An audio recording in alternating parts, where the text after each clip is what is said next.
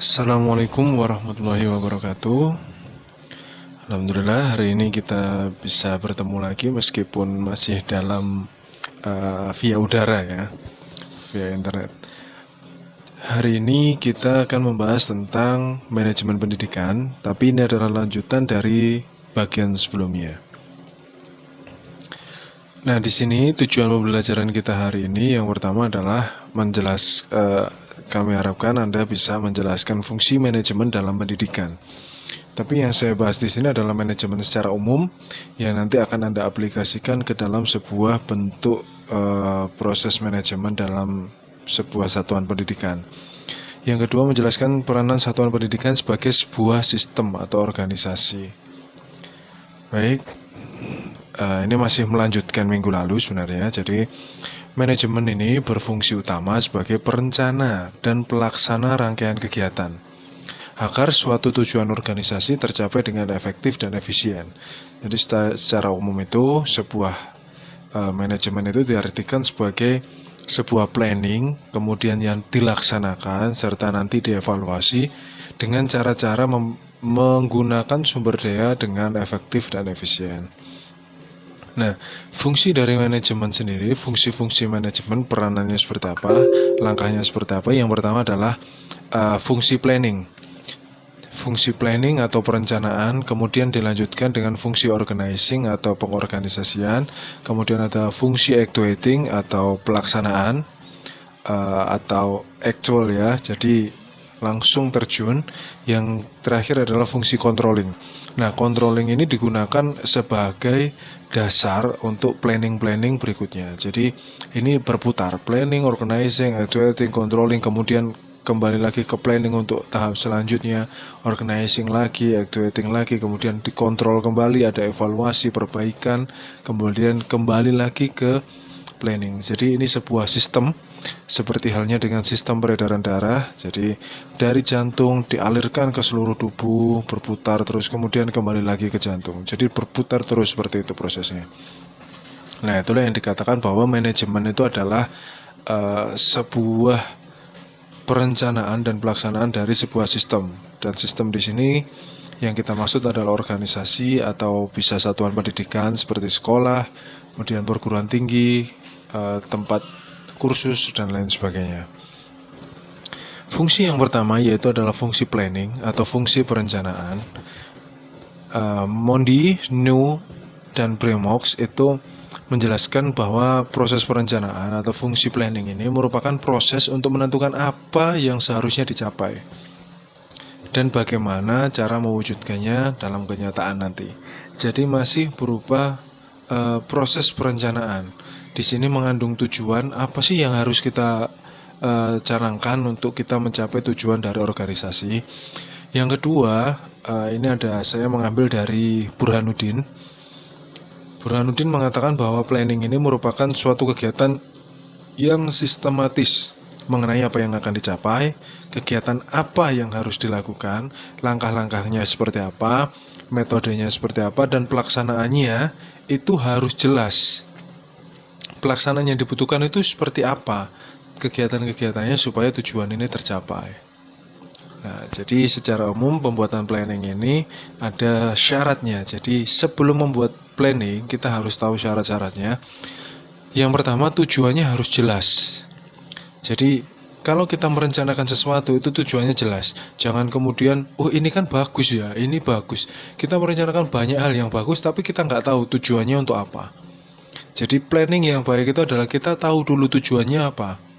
Misal tujuan saya ke Malang, nah gitu. Berarti planning saya jelas, tujuan saya adalah berlibur ke Malang misal. Jangan terus, oh iya tempat liburan di Malang bagus, tempat liburan di Bojonegoro bagus, loh tempat liburan di Banyuwangi bagus. Nah ini nggak jelas tujuannya, hanya melihat tempat liburan itu bagus, tapi tujuannya di mana nggak jelas. Jadi yang pertama tujuan harus jelas, kemudian harus sederhana, realistis, dan praktis. Nah sederhana di sini maksudnya adalah tujuannya nggak usah muluk-muluk. Tiga ini harus dijadikan satu, jadi kita harus tahu kemampuan sumber daya yang kita miliki seperti apa. Kemudian tingkat kepraktisan ini nanti berhubungan dengan efektivitas dan efisien penggunaan sumber daya. Yang ketiga harus terinci. Nah, jadi pembuatan planning itu harus betul-betul detail. Jadi kalau kita mau liburan ke Malang harus detail. Yang pertama kita kemana dulu, kemudian nanti lanjut kemana. Jadi jalurnya biar nggak lompat-lompat. Jangan sampai di tengah perjalanan ada hal-hal improvisasi ya.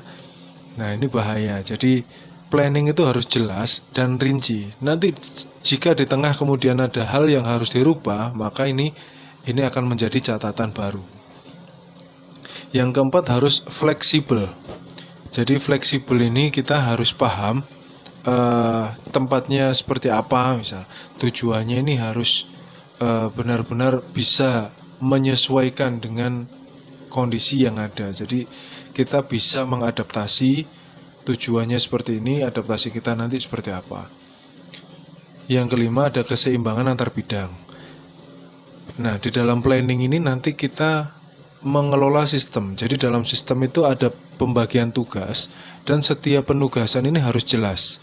Jangan sampai nanti sekretaris dapat tugas yang lebih daripada bendahara misal. Jadi sesuai dengan tupoksi masing-masing, mana yang lebih penting itu yang mendapatkan wewenang lebih besar. Kemudian efektif dan efisien dalam penggunaan sumber daya. Yang terakhir adalah jangan sampai terjadi duplikasi pelaksanaan. Nah ini berbahaya karena biasanya dalam sebuah organisasi, misal untuk pencarian dana, di situ ada si pencarian dana, kemudian ada si sponsorship, kemudian ada humas. Nah semuanya ini ternyata bergerak mengirimkan proposal untuk pencarian dana. Nah ini ada tumpang tindih penugasan, ini berbahaya juga. Jadi syarat-syaratnya itu jangan sampai ada duplikasi pelaksanaan sehingga penugasan ini lebih ke tupoksi masing-masing dan semua sistem berjalan dengan baik.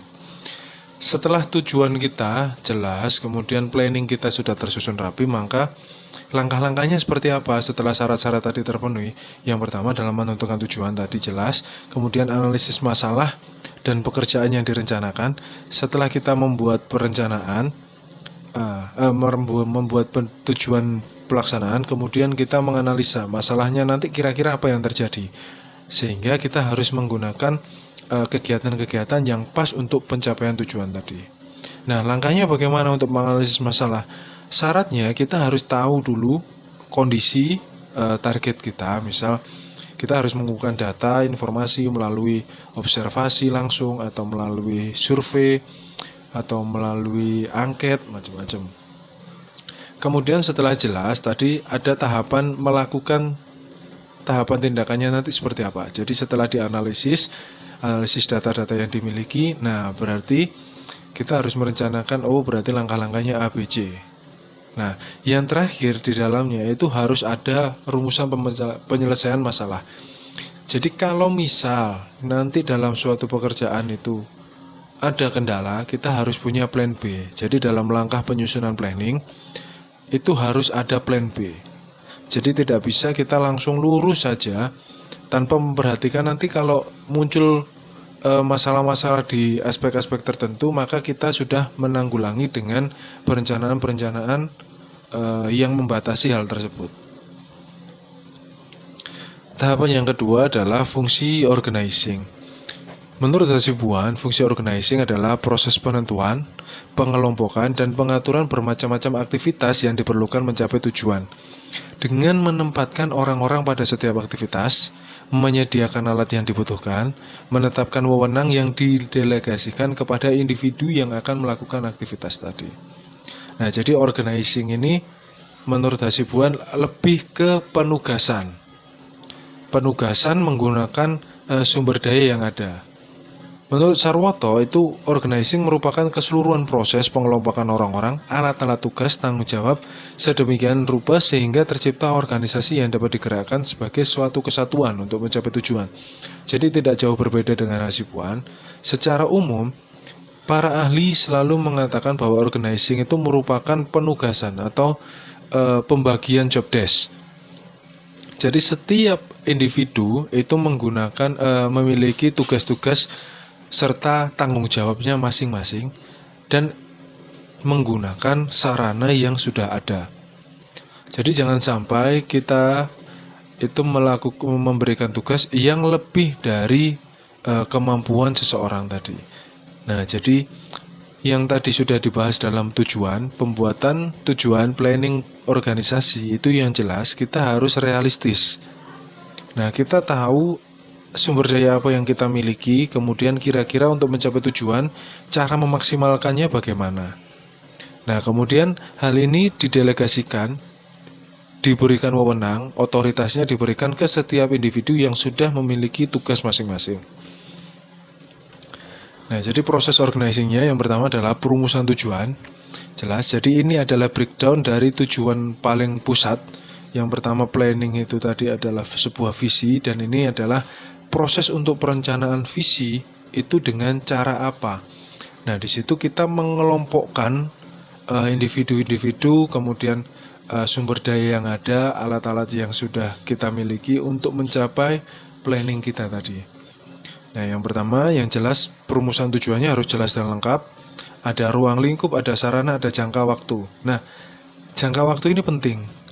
Jadi, untuk menentukan tugas pokok atau tupoksi itu harus sebuah breakdown dari tujuan yang utama. Jadi jangan sampai kita membuat tujuan baru untuk job desk setiap orang, ternyata itu di luar dari perencanaan awal. Yang kedua yang paling penting adalah harus dalam batas kemampuan untuk dicapai. Jadi realistis dengan jangka waktu tertentu. Jangan sampai seperti kasusnya Bandung Bondowoso yang diminta oleh Loro Jonggrang untuk membuat 1000 candi dalam satu malam.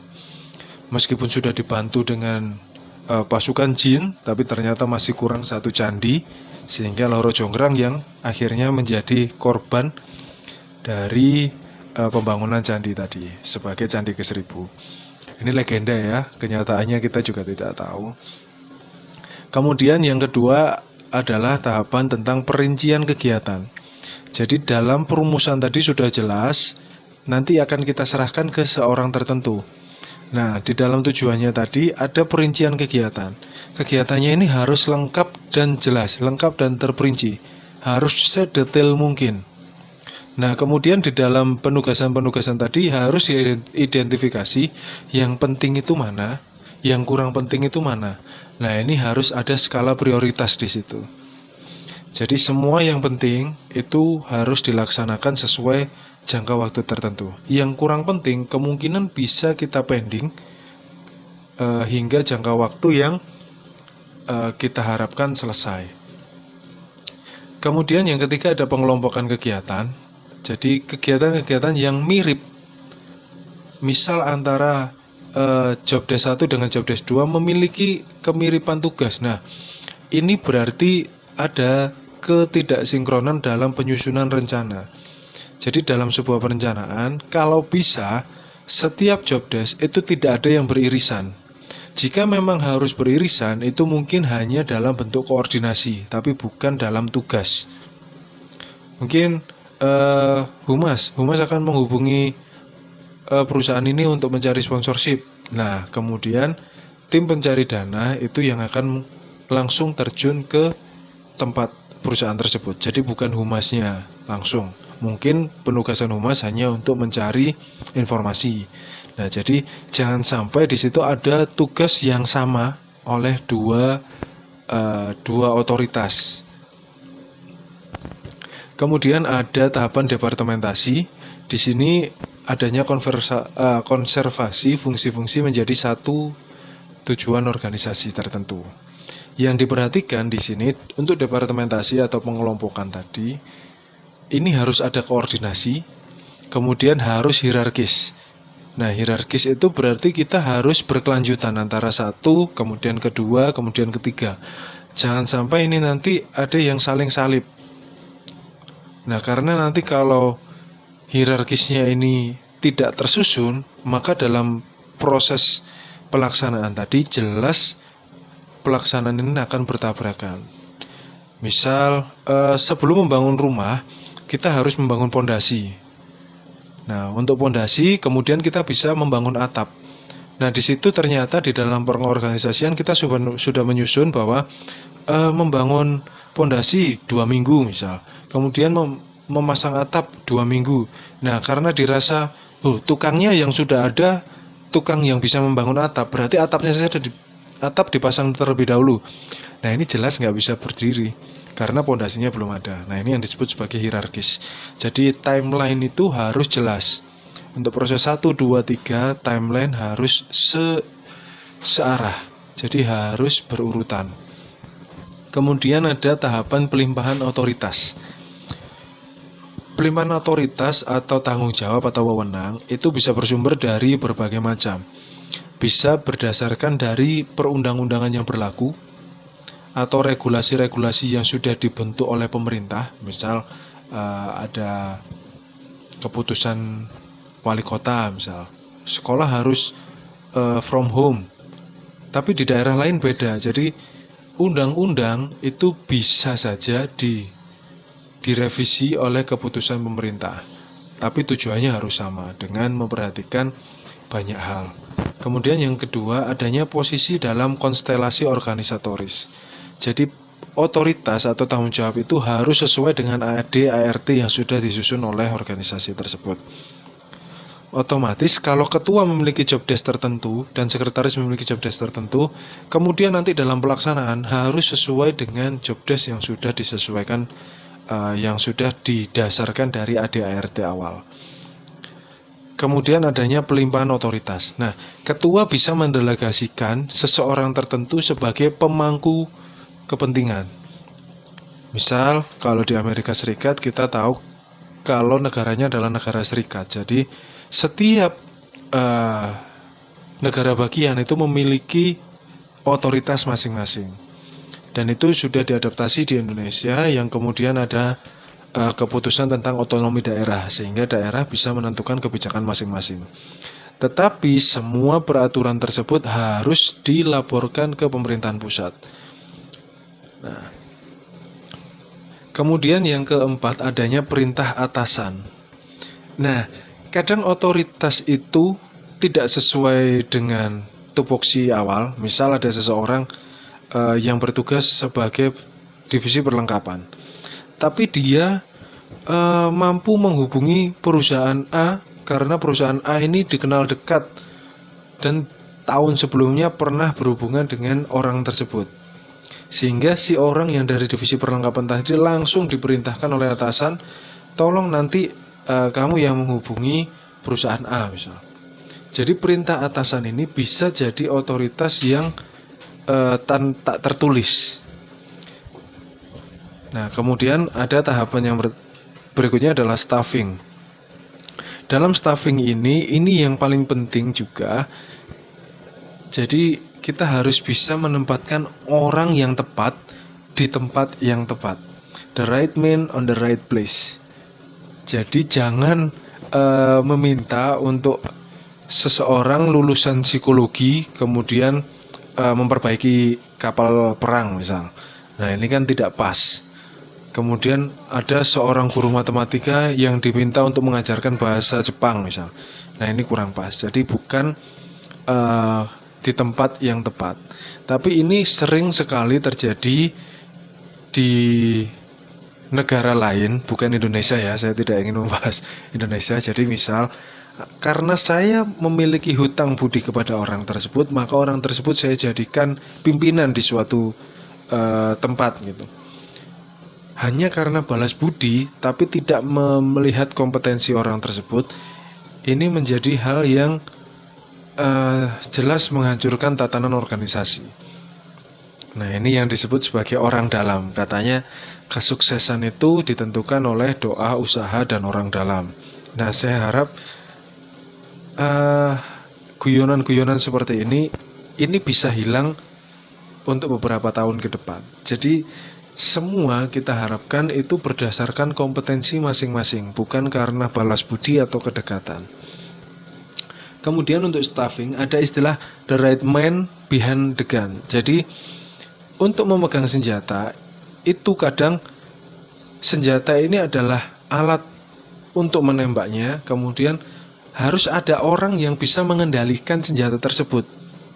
Nah, jadi di dalam right man on the right place tadi, selain orangnya harus tepat, yang memegang kendali atau pimpinannya itu harus orang yang betul-betul tepat. Nah, jadi ada istilah bahwa kalau ada 1000 singa yang dipimpin oleh satu orang anjing, maka 1000 singa tadi akan menjadi seperti anjing. Nah, kemudian kalau ada 1000 anjing yang dipimpin oleh seekor singa, maka 1000 anjing tersebut akan mengaum seperti singa. Nah, jadi kadang right man on the right place itu sudah dijalankan, tetapi yang mengkoordinasi, yang memiliki wewenang untuk mengendalikan semua itu bukan orang yang tepat.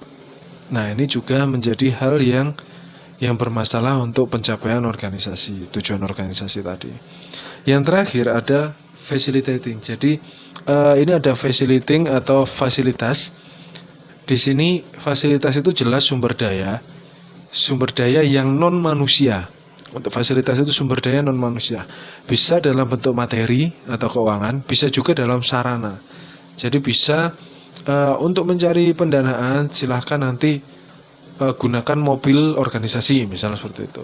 Jadi bukan hanya dalam bentuk uang tapi juga dalam bentuk sarana dan prasarana.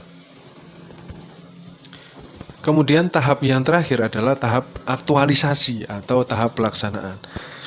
Jadi menurut Terry, ini semuanya sebenarnya menurut Terry ya, planning, organizing, activating itu adalah yang dikembangkan oleh Terry, yang sering dijelaskan oleh Terry, karena menurutnya adalah POAC itu tadi, planning, organizing, activating. Tapi selain Terry nanti ada banyak sekali proses-proses fungsi dari manajemen masing-masing. Ada plan to check action, ada PPEPP dan lain sebagainya. Tapi yang paling sederhana ini memang miliknya Terry. Nah, menurut Terry, activating itu adalah tindakan untuk mengusahakan agar semua anggota kelompok berusaha untuk mencapai sasaran. Nah, tujuannya adalah agar sesuai dengan perencanaan manajerial dan usaha-usaha dalam organisasi. Jadi setelah planning yang sangat baik, kemudian ada pengelompokan tugas dan pemberian wewenang kepada orang-orang tertentu dengan tepat, tahap berikutnya adalah pelaksanaan. Nah, tahap pelaksanaan ini dianggap sebagai intisari dari sebuah manajemen, karena secara khusus berhubungan dengan individu pelaksana. Jadi pelaksanaan ini langsung antara pelaksana dengan stakeholder. Nah, dan menurut Ted lagi, sukses dalam manajemen itu sebagian dipengaruhi oleh, kenapa ada kata sebagian? Karena tidak semua hal ini bisa terlaksana, atau kadang hanya dengan 2 poin saja itu sudah terlaksana dengan baik. Jadi ini ada beberapa aspek yang menurut Terry ini adalah kunci kesuksesan, tapi tidak semuanya. Salah satu saja bisa, atau 2 saja bisa, atau memang membutuhkan semuanya untuk bisa sukses.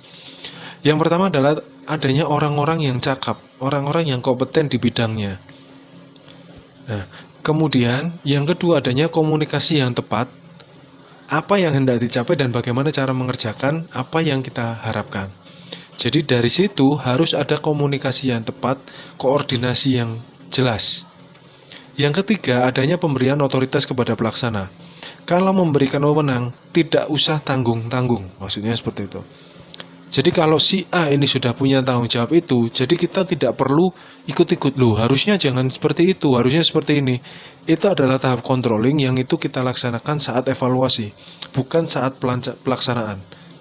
Kecuali memang pemilik wewenang tadi merasa ada kesulitan sehingga harus berkoordinasi dengan pimpinan atau dengan departemen lain. Yang keempat, adanya inspirasi, motivasi, dan kepercayaan untuk mencapai sasaran. Ada inspirasi, jadi kita memberikan contoh yang baik, kemudian ada motivasi, kita meyakinkan bahwa mereka bisa, dan memberi kepercayaan seutuhnya kepada pemegang-pemegang otoritas yang sudah diberi job desk masing-masing. Nah, tahapan yang terakhir adalah controlling. Jadi dalam POAC ada actuating, kemudian ada controlling. Nah, dalam controlling ini adalah tahap evaluasi. Ada 2 pandangannya berbeda. dari beberapa ahli, ini saya ambil dari Indonesia, ada Baharudin. Pak Baharudin ini mengatakan bahwa pengawasan ini atau controlling ini tujuannya itu membantu mempertahankan hasil yang sudah sesuai dengan syarat-syarat sistem. Jadi tujuannya supaya hasilnya itu sesuai dengan tujuan yang sudah diharapkan, sehingga nanti stakeholder itu menjadi puas. Nah, itu menurut Baharudin. Jadi menurut Baharudin ini pengawasan ini dilakukan supaya kereta tidak keluar dari jalur, hanya itu. Karena nanti saat kereta ini sudah sampai tujuan dengan baik, maka semua penumpang selamat. Itu menurut Baharudin. Sedangkan di sisi lain, Pak Syafruddin ini mengatakan kalau pengawasan ini adalah strategi untuk menghindari penyimpangan-penyimpangan dari adanya input, jumlah dan kualitas bahan, staffing, uang, peralatan, fasilitas, dan informasi, serta pengawasan juga terhadap aktivitas jadwal dan ketepatan pelaksanaan. Nah, sedangkan yang lain adalah pengawasan dari output. Nah, jadi kalau Pak Baharudin itu hanya untuk melihat hasil akhir. Jadi pengawasan ini bertujuan supaya kereta tidak keluar jalur. Sedangkan Pak Syafruddin ini supaya dalam perjalanannya ini penumpang tidak buang sampah sembarangan. Nah, kemudian masinis tidak tidur. Jadi seperti itu. Ini lebih ke dalamnya. Sedangkan Pak Baharudin ini lebih langsung ke tujuan asal. Tujuannya adalah ke sini. Nah, saat tujuan sudah tercapai, maka semuanya beres. Jadi pengawasan supaya tidak keluar jalur. Sedangkan Pak Syafruddin ini lebih mengedepankan di dalam kereta tadi. Di dalam kereta supaya tidak ada asongan, misal. Supaya tidak membuang sampah sembarangan.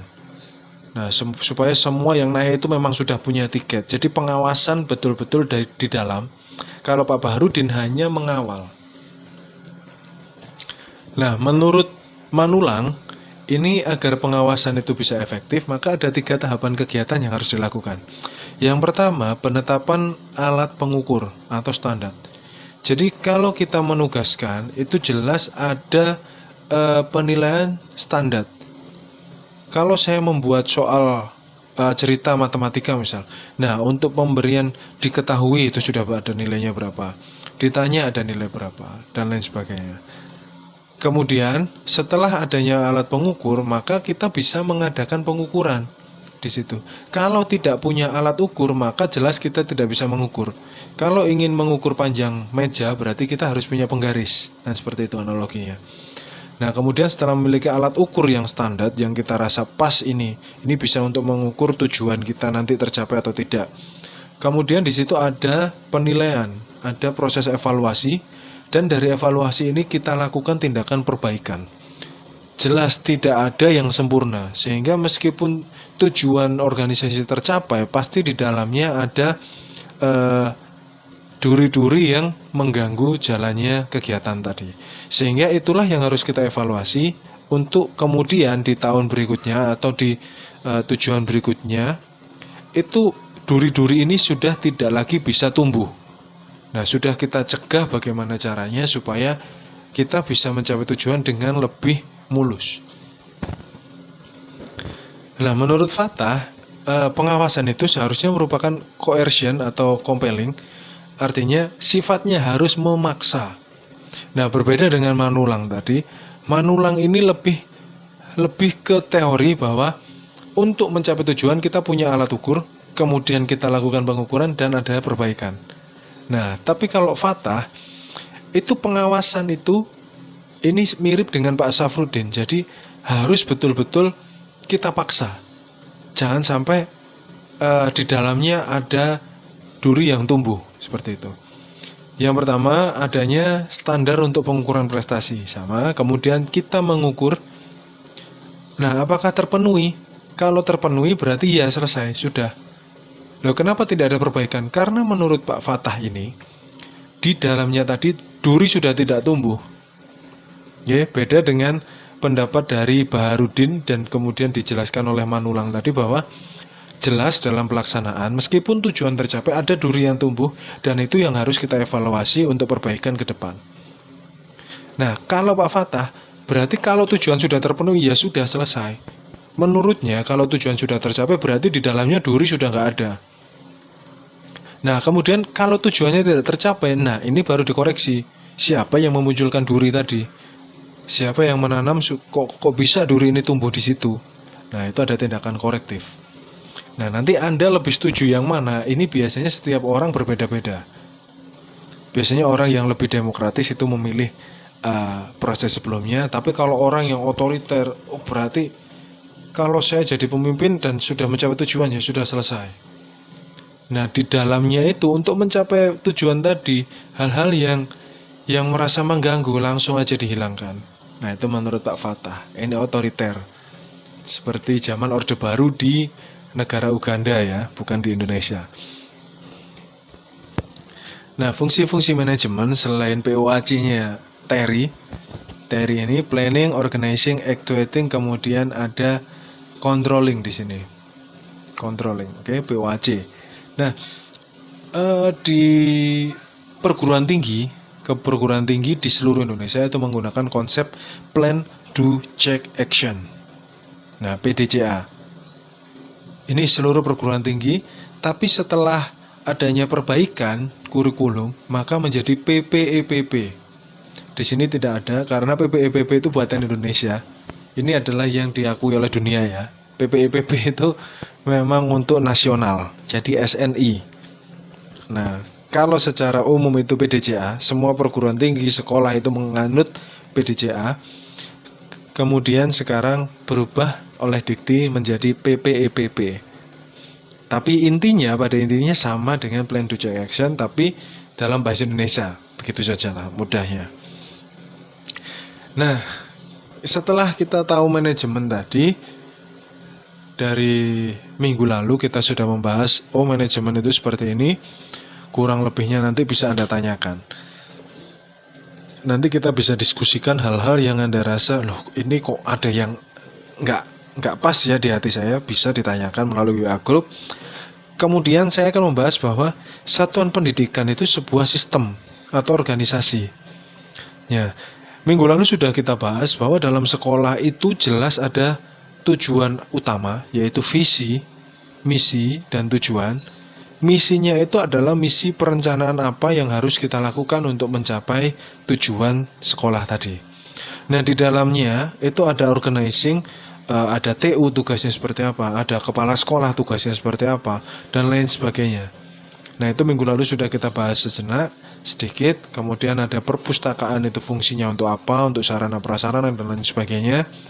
Nah, jadi saya harap Anda sebagai salah satu individu yang berkecimpung di dalam organisasi atau di dalam sekolah, ini Anda akan membuat sebuah sistem yang sederhana. Oke. Jadi sistem itu kan berasal dari bahasa Latin sistema atau bahasa Yunani systema, yang berarti kesatuan yang terdiri atas komponen atau elemen yang dihubungkan bersama untuk memudahkan aliran informasi, materi, atau energi. Contohnya sistem peredaran darah, kemudian sistem ekskresi manusia, dan lain sebagainya. Nah, jadi saya harap untuk pertemuan kali ini, dan akan kita bahas minggu depan, secara berkelompok Anda menyusun sebuah skema manajemen sederhana dalam sebuah kegiatan yang Anda ikuti. Misal, contohnya kegiatan magang. Jadi di dalam kegiatan magang ini caranya planningnya seperti apa, kemudian organizingnya seperti apa, actuatingnya seperti apa. Nah, ini ada yang kurang satu ya, POAC harusnya adanya controlling. Jadi ini hanya contoh dalam bentuk kegiatan magang. Tapi Anda bisa menggunakan kegiatan-kegiatan lain yang menurut Anda lebih mudah untuk dimanajemenkan. Nah, jadi saya harap dengan penugasan-penugasan seperti ini, kita sudah tidak lagi mengerjakan UAS nantinya. Karena saya untuk UAS yang misal sebutkan tahapan-tahapan dalam manajemen versi TERI. Nah, ini Anda kan berarti hanya hafalan. Nah, saya harapkan di sini Anda langsung mengaplikasikan. Oh, ternyata manajemen itu bentuknya seperti ini. Nah, begitu ya. Anda boleh menggunakan kegiatan apapun, asalkan ini dalam perguruan tinggi boleh, organisasi Anda boleh, di sekolah juga boleh. Jadi Anda gunakan prinsip POAC. Di situ controllingnya hilang ya. Gunakan prinsip POAC, kemudian Anda buat dalam bentuk tabel atau boleh dalam bentuk skema proses, boleh dalam bentuk tulisan-tulisan narasi, boleh. Jadi sekreatif mungkin Anda untuk membuat penugasan ini, gitu ya. Kurang lebihnya nanti kita bisa bahas minggu depan, dan minggu depan akan saya bahas juga tentang proses kurikulum. Jadi bagaimana kurikulum itu diciptakan, kemudian kenapa harus dilakukan, dan kurikulum apa yang pernah dilakukan di Indonesia. Nah, dari situ nanti Anda akan menganalisa, oh ternyata kurikulumnya lebih baik yang ini misal. Mungkin Anda bisa merencanakan kurikulum yang baru. Oh, dari kurikulum yang lama itu ternyata banyak kurikulum yang harus disesuaikan lebih lanjut, seperti itu. Baik, terima kasih. Semoga pembelajaran hari ini bermanfaat untuk kita semua. Kurang lebihnya saya mohon maaf apabila ada kata-kata saya yang menyinggung. Mohon dimaafkan.